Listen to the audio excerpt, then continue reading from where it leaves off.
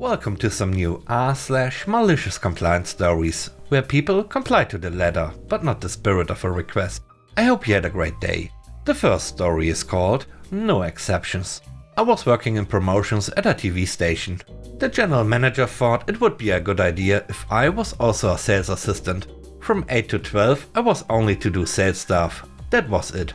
From 1 to 5 I was only to work in promotions. No exceptions. It was kind of dumb. I know how to allot my time. Sometimes there was no sales stuff in the morning, and other times there was nothing in promotions in the afternoon. I did what needed to be done on my schedule. Then he started sending me emails, almost weekly. Under no circumstances are you to work on promotions before lunch or sales after lunch.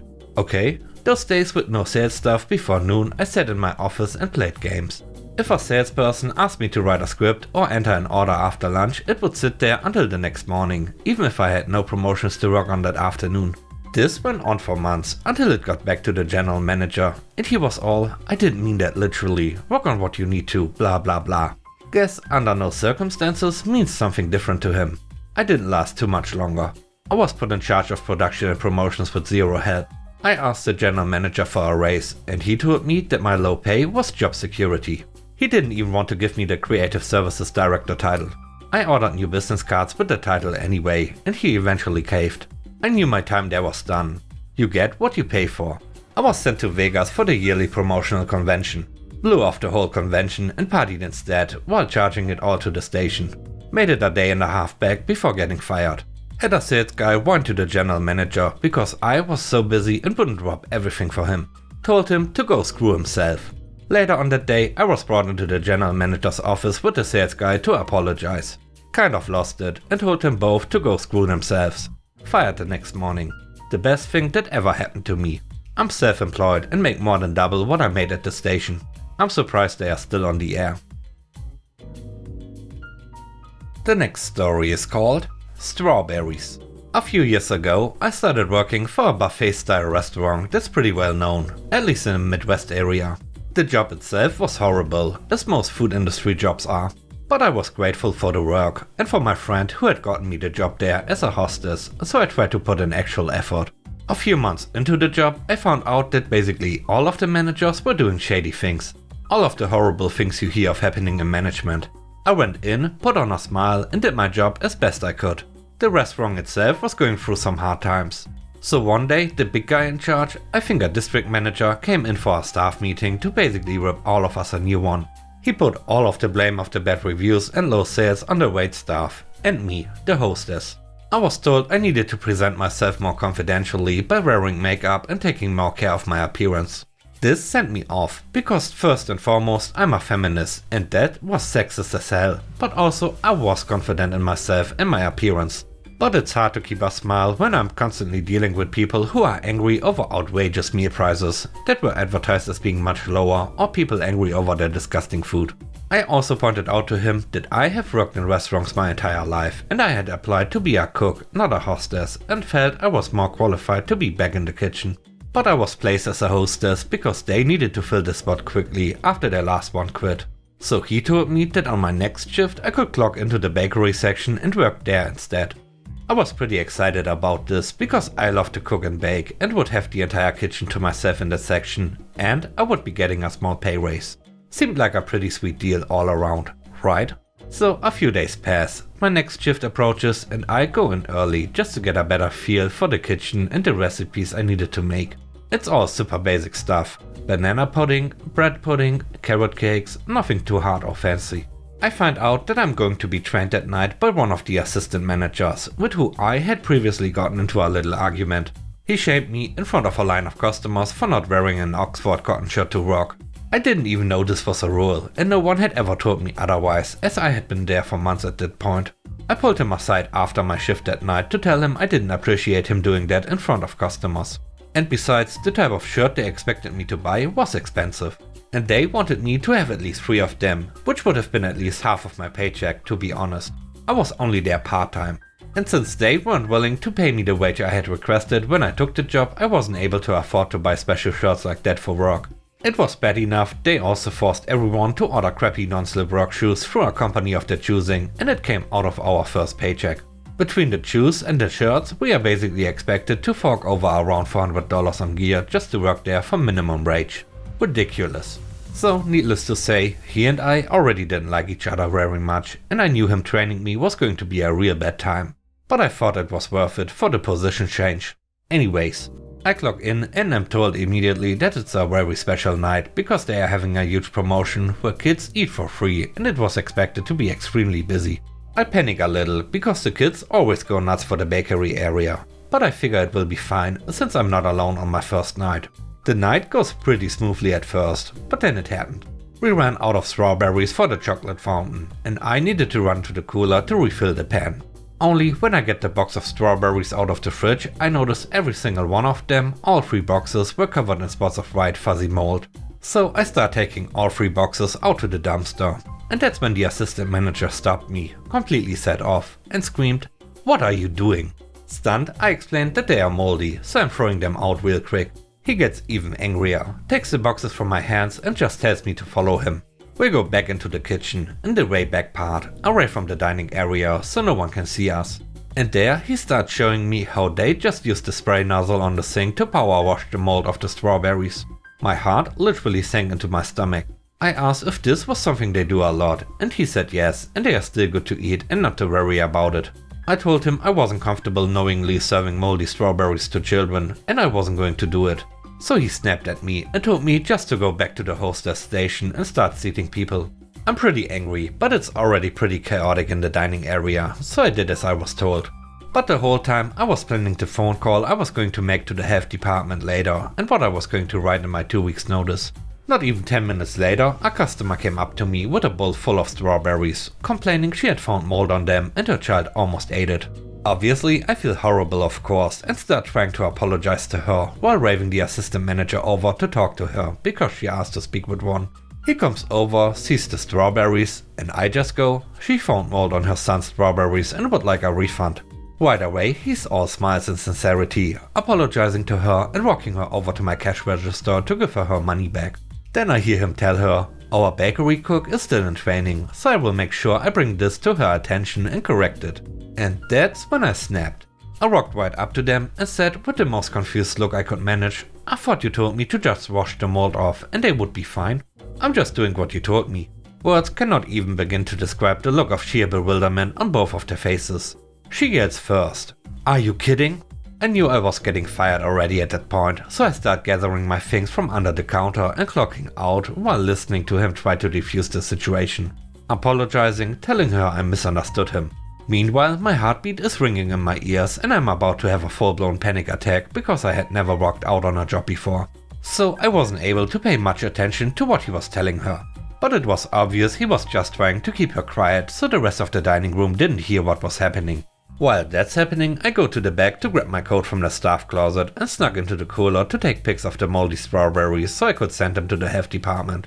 I made that report anonymously, honestly because I didn't want my friend who had gotten me the job to possibly face repercussions. I figured maybe they would assume it was the customer who reported them. I got my stuff and snuck out the back door so people wouldn't see me in tears having a panic attack and went home. Later, my friend called me to tell me they shut down the whole chocolate fountain for the rest of the night. They ended up having to refund a ton of meals because the lady warned everyone around her not to let their kids eat the strawberries, and of course many already had. Apparently it was a disaster, and I'm kinda sad I miss watching him have to hand out all of those refunds on such an important night. A week later, I go in one morning to pick up my final paycheck, and guess who's the only manager on site? Of course, he was a huge jerk about having to do anything for me and didn't think it was funny when I asked how he still had a job at all. He made me wait at the front counter for over an hour because he was having trouble getting into the safe to get my check. Which worked out perfectly for me because in walked the big guy in charge and I'm like, okay, I'm telling him what happened. So I walked up to him and said hello and everything, and he asked how I was enjoying the bakery, and I was like, funny you should ask, and told him the entire story. The new hostess, who was a previous waitress who had also worked that night, was also at the front counter backing up everything I said, and he just couldn't believe it. I almost showed him the photos of the strawberries, but honestly I didn't want a lawsuit or anything, so I was glad my former coworker was there to back me up. I apologized to him for walking out, and he offered me the position back. But honestly, that was just way too much drama for me and not enough pay, and I had already found something better anyway. So I declined and said I just wanted my last paycheck that I had been waiting on for over an hour at that point. He went and got my paycheck for me, apologized again and assured me that he was going to talk with the assistant manager. I didn't think anything would come of it, but apparently he actually did get fired after that talk because someone from the HR department reached out to me to discuss everything. She told me they know that he tried to pin the entire thing on me, but another cook came forward and admitted that he was forced to serve moldy food as well. So they were bringing in an entire change in management. I think she basically just wanted to make sure there wasn't any bad blood or that I wasn't going to try to sue them or something. I told her I just wanted to be done with it, and that was that. They closed down a month or two later, but I can't imagine why. The third story is called Paid Holidays. This was decades ago. I worked in IT for a small company that generally meant well but was not full of critical thinkers. It was cozy and not particularly challenging, which suited me at the time. HR, led by a stereotypical ditzy blonde lady, got on an inclusivity kick. They decided that in the upcoming year, you could select different paid holidays depending on what religion you observed. Atheists would get the Christian holidays, but if you were Muslim or Jewish or whatever, you could select your most important religious holidays as time off. Just let HR know what those days were. No, you couldn't pick and choose what days you wanted off. They had to come from a published list of actual religious holidays. It would all even out, was what I was assured. Does anyone see anything wrong with this besides the potential discrimination issues? As an IT person, I was the one who would have to implement it in their old odd payroll system. I didn't want to, it would be a nightmare. But not wanting to make too many waves, I just asked about people who change religions. They said it wouldn't be a problem. Again, it would all even out. I had a bad habit of asking questions that turned out to make some people look foolish and didn't want to get a reputation as a naysayer. So I just said, okay boss, I will look into what it will take. Next, I found a calendar listing all religious holidays. And I put in a series of holiday requests like this. 6th of January, Feast of the Epiphany. I'll be off because I'm a Western Christian. This is the day the three wise men visited baby Jesus, a very holy day. But the next day I'm converting to Coptic. 7th of January, Coptic Orthodox Christmas. I'll be off because this is the date that Coptic Christians celebrate Jesus' birth in the Julian calendar. I will then have a couple of days off praising our newborn Lord and Savior before seeking enlightenment. I'm converting to Buddhist. 10th of January, Bodhi Day. I'll be off meditating. This will be peaceful for a couple of days, but then I will bring out the icons and incense because now I'm an Orthodox Christian. Because the 14th of January is the Orthodox New Year. It went on and on. I listed the holidays that I, as a new convert, had to devoutly celebrate, etc. for the whole year. In my religious holiday request, I had about 4 conversions and resultant religious holidays a month. And every holiday was legitimate and important to the many religions that I said I would be joining the next year. I think I ended up with 45 days total, plus my 2 weeks vacation. The ditzy blonde HR lady didn't know what to think and she wasn't sure if I was serious or not. We were in separate buildings and she didn't call me or walk over to discuss things informally. 3 separate meetings were scheduled, but each was cancelled before they happened. Words of my plan had got around, and some devout people thought it was blasphemous, but others were considering joining me on my spiritual quest for more paid time off. If she had gone through with her plan, I'd have gone through with mine. But things changed, and the HR plan was converted to more mundane, employee-selectable floating holidays before I had to program this nightmare in the HR system. And before I got to seek enlightenment and salvation by doing a world religion tour from the lazy comfort of my couch. The last story is called It's Your Mess. This is from a few years ago, back when I was in the wonderful world of retail phone sales. It was not a job I liked, as I have morals, and I had a manager who I did not like because she had neither morals nor a work ethic. Now, for those of you who don't alright know, most retail phone sales, especially at carrier stores, are heavily commissioned. Not on what device you buy, that doesn't matter, but rather what services you buy. Employees typically make an extra $30 to $100 every time you add something new to your account. Managers get their bonuses based off of these metrics as well. So as a result, you can understand there's a lot of pressure over selling new services. Our story begins on a fateful day when an older gentleman walks into the store. My coworker at the time, typically 2 employees in store at any given time, dislikes helping the elderly, so this guy was passed off to me. He wanted to get satellite television with us, which is typically quite a bit of commission. I worked with him. His building doesn't allow satellite dishes to be installed, so unfortunately I couldn't sell it to him. Still, my manager did try to force me to convince him to get it installed on our friend/neighbor's house, which I shut down. Once that penny drops, the older gentleman asks about the web version of our TV service. Not as nice as a commission, but still a very important metric for my manager.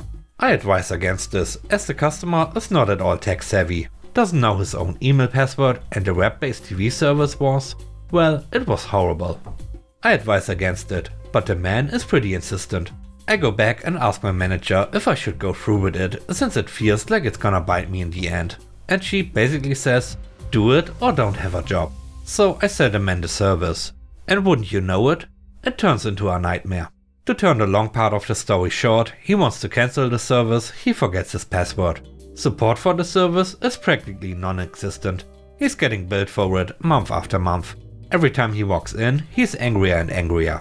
Every time he walks in, I try to fix things myself, but I literally have no backend support for it. Every time he walks in, I end his visit by trying to go to my manager to beg her to do something managerial to help me fix this mess the poor grumpy old bugger is in. Every time I get her response, it's your mess, you clean it up. Eventually, the old dude cancels his credit card, my amazing assistant manager pulls in some favors and the guy is made whole. Remember how I mentioned that TV was a heavy metric in my job?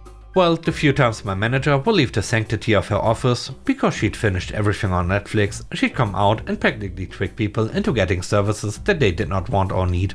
In particular, practically the exact same situation happened with an older woman, whom she had sold the internet-based TV service to on a whim. She didn't even go over the terms with this older woman. The older woman comes in when I'm in the store, and I immediately tune in into what's happening. She's fallen into the exact same issue, being billed but completely unable to stop it. And what's worse, she didn't even know that she had been set up for that service. So I go back to my manager. Hey, there's an older woman out there who's having the same issue as Mr. John, my customer. She said you helped her last weekend? Oh, wouldn't you mind helping her with that? You have the experience from last time and she doesn't have any of her account info. Yeah, account info that you made up. Well, it's your mess. You clean it up. It's your job to help customers. Well, it's certainly not your job to sign people up for services they don't even know they have. Well, it was free for the first couple of months, I meant to cancel it. Great, it sounds like it's your mess. Now go clean it up. I'd love to say that the manager was fired over this. But instead she had to spend about 3 months worth of visits with this woman, receiving a progressively worse store review every time. Eventually the manager had to have a talk with the district manager about the reviews and the older woman's account got fixed. The manager was on very thin ice when I quit. And with that we end today's video. Let me know what you think about the stories. On a scale of 1 to 10, how would you rate the stories and today's video? I hope you enjoyed the video. If you did, please don't forget to subscribe and hit the like button. And I hope you have a great day. Stay safe. Bye bye.